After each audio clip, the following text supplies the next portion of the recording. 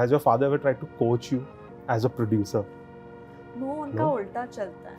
अगर गलत दिन में पकड़ लिया तो मैं मतलब हर इंसान से भिड़ जाऊंगी. How do you put it across without seeming like Dade Shani? There was one teacher who hated me called Mr. Bruce Lewis. Okay. But I loved him. Some of my directors, I think Shashank Khaitan has had a big influence on me on the way that I approach my craft. Nitesh Tiwari, Nitesh sir, आप लोगों से के बोलने से पहले हम ही बोल देते हैं कि हाँ भाई है, अब क्या. Hello, welcome to Filmfare. I'm Rachit Gupta, and today I've come to meet Janvi Kapoor for her new film Ulaj. So let's just get into that. How are you, Janvi? I'm good. How are you? I'm good as well. Ulaj. Yes. We all know Ulaj means entanglement. Yeah, see, I put a little smile. It's there. In real life, are you the kind of person जो किसी से भी उलझ जाएगी, or are you a non-confrontational, non-combative person? No, I'm non-confrontational. Actually, depends on my mood. Mm-hmm. अगर गलत दिन में पकड़ लिया तो मैं मतलब हर इंसान से भिड़ जाऊंगी. But your role, I mean, there are so many layers to it. You're a spy, you're an Indian government officer, you're in an international conspiracy. There can be so many layers to such a character. Is there any part of this role that you sort of identify with? Are there any parallels to your real self? I think Suhana as an IFS officer, as a diplomat, as primarily a woman in a man's world. I think she has to combat male egos a lot. And her mode पर उसे अपना काम निकालना है बिना किसी के ego को हर्ट किए, बिना किसी आदमी को निराश किए, because that can have diplomatic repercussions. And all of these things are very important, of course, when you're dealing with things like national security, how your country is represented. तो आप अपने self respect को लेकर कई बार, not self respect, but I just think you need to be cognizant of managing people's egos. Correct. Which I guess is something that I've done. And also of perception. She's so aware of perception, her country's perception, how she is representing her country. वो legacy से आती है, वो अपने family को कैसे represent कर रही है, क्या उनको गर्व दिला रही है, क्या उनको निराश कर रही है, she living up to the pressure. All of these things are, I guess, things that I've dealt with. I mean, that was one of my questions as well. When you talk about navigating male egos, is that extremely similar to how a female artist or an actor has to go through the film industry as well? I don't think it's just an actor thing. I think Of course. It is a female thing. I don't think you as a man have ever thought about, I'm sure you've thought about like, I hope I don't make this girl feel bad.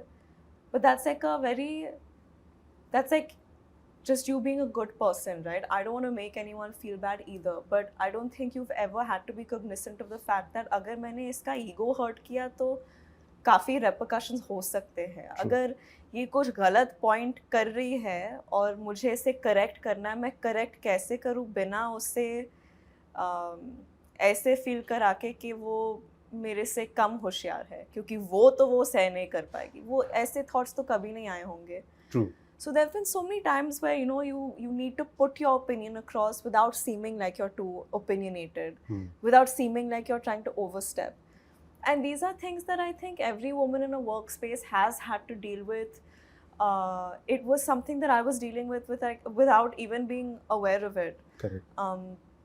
But during the course of my readings for this film, even when I read the script and I read the scenes of this film, I realized how much of an everyday thing it is. How when you're in a room of powerful men, but you have something to say, which objectively is making more sense than anything anyone else is saying.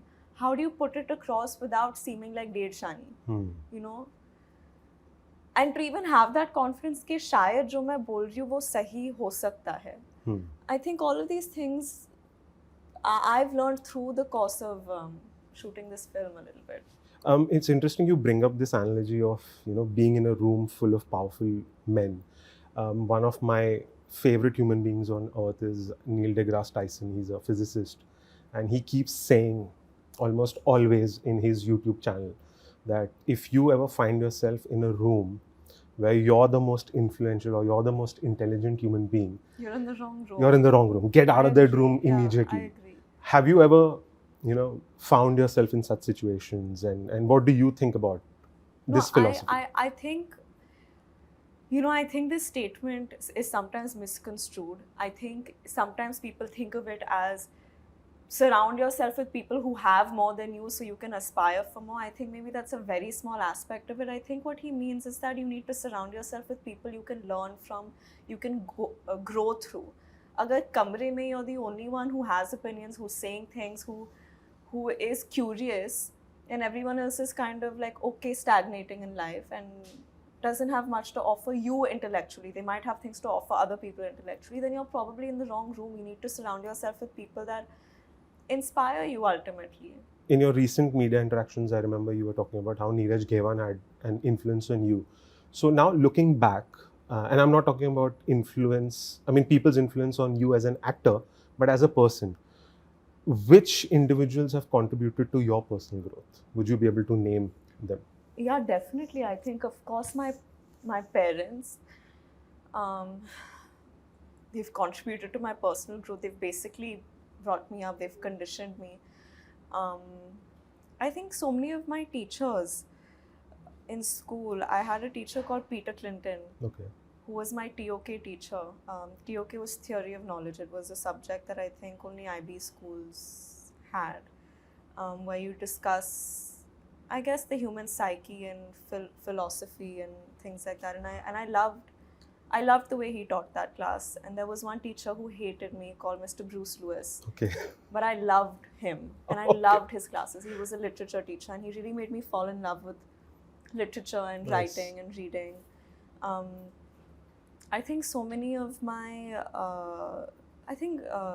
Beju Maharaj ji, I got to spend time with him only briefly, but just to be in the room with him, his years of experience, his art, his greatness, every time you were around him, you knew you were in the presence of someone very special, like almost godly. Like, when someone transcends even greatness in their art, like ekdam maharati hasil kar li unhone. Correct.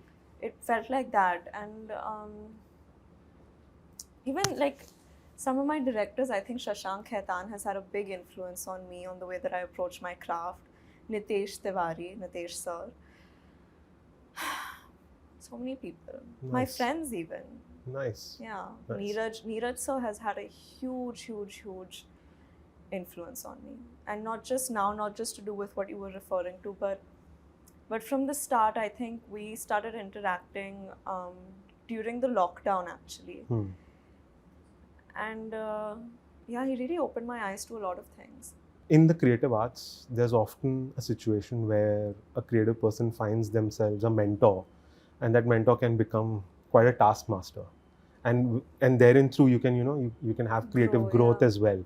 Have you ever faced such a situation? I think that if anything, the people around me have told me to whip myself a little less. Like they're like, you Okay. should chill. Okay. Are you often hard on yourself? Yeah. Why? I don't know. It's part of your personality. Yeah, it's just my predisposition, I guess. Do you think you got it from your mom or your dad? Or is it self-inculcated? I think maybe my mom. Well, I have to tell you this. First time I saw the Ulach trailer, I instantly went back to Gumrah. Oh yeah? Yeah. Oh. Because you're in an international situation. There is entrapment happening. Yes. You have to rescue yourself. Maybe.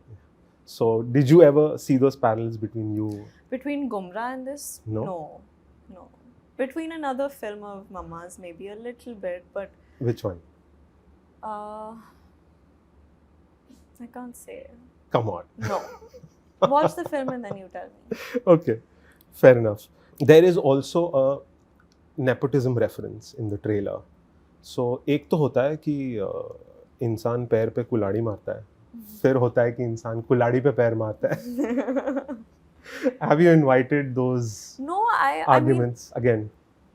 no, I think it is a part of my character's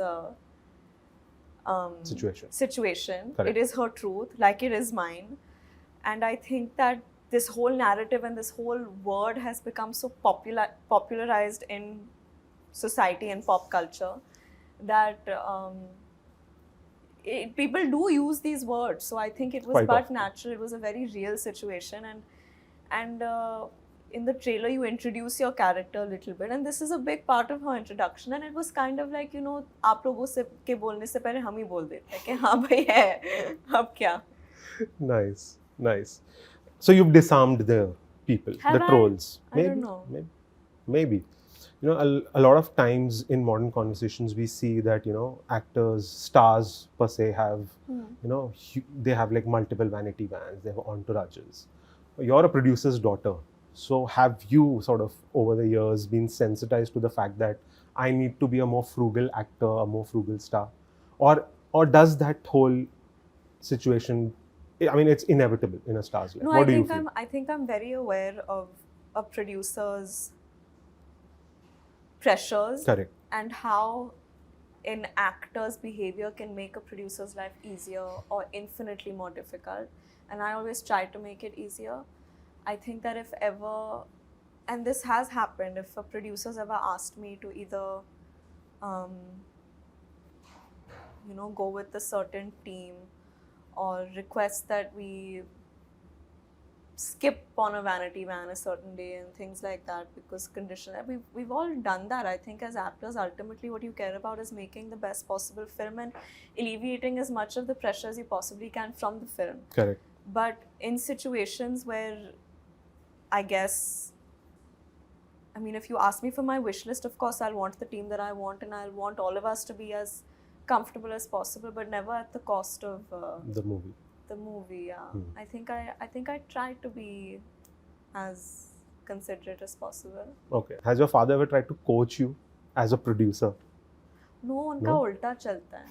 मैं बोल रही हूँ, वो बोलते हैं कि why are you not taking Vijay with you? Vijay Wow. is like, she's like my sister, but Okay. she's like, I guess, like she's been working with us since I was a kid. And why is your manager not coming? Why is Vijay not coming? She needs to be there for you when you come home from shoot, this and that, this and that. And I mean, now I've started taking Vijay everywhere with me, but because I realized I really do need her. But yeah, like initially I was very like, नहीं मुझे अकेले ही जाना है, अकेले ही आना है. Before I was very like, अच्छा अगर ticket change करना है तो हम ही ticket का ये भर देते हैं. Papa is very like, no, it's No. their job, like they need to. So यहाँ उल्टा चलता है थोड़ा. Good, yeah. He's looking after you. Yeah. Johnny, I have a theory that actors have a very symbiotic relationship on sets. I mean, you are only as good as your co-star. So, and I also feel, you know, that is how the cookie crumbles in actual real relationships as well, whether it's your family, whether it's a romantic relationship. So the question is, in every relationship, whether it's a work environment, an acting environment, or your personal relationships, you can either be a giver or a receiver. So on the set, when you're an actor, are you a giver or are you a receiver? I don't know. No? I'm whatever the person wants me Me to too. be, I Okay. guess. Okay. Yeah. And in actual real relationships, are the I roles think slightly it's more clear? No, I think it's a give and take relationship always. I don't think it can ever be lopsided. Ke bas main to, I'll only be the provider and the nurturer and the caretaker in this, and the other person can just keep taking all that energy and affection. I don't think it works like that. I think that there needs to be a symbiotic, equal Dynamic. relationship. Yeah. Look, I am extremely fashion challenged, so I have no clue, but my team has given me a couple of questions. So I'm just going to read them, okay? Looking back at your fashion choices over the years, is there a particular phase or look that you're especially fond of? Or, on the contrary, is there anything that you now look back at and cringe? Oh, I think I definitely cringe at my phase post Dhadak and post yeah, like I think the 2-3 years after my first film came out, I was very lost, even in terms of my fashion, even in terms of my self-expression. I think I was just trying to be someone I wasn't, and wasn't comfortable in my body, and yeah. So this colleague of mine feels that, you know, she's seen you as doing method dressing, especially post Mr. and Mrs. Mahi's promotions. So, and she feels you'll probably do this for your later projects as well. Does that come out of your love for fashion, or is it to sort of rule the social media trends and headlines? I think it comes out of my love for fashion. I think I'm genuinely excited by it. I also think that, to be very honest with you, I did it for fun in Mahi. I really wanted to, there's always been a good amount of attention on how I dress, and I wanted to bring that attention back to the movie. So I really used it as a ploy. And it worked out well, I think, in Mahi. So I think just on the basis of that, I might repeat it, and hopefully it'll have the same effect on my other films. But I'll only do it as long as I have fun with it. There's no pressure. I think that's a wrap for me. Thank you. All right. Best of luck for it. Thank you so much. Please do watch it and tell me what you think. I have to. Oh, you have no choice. I have no choice.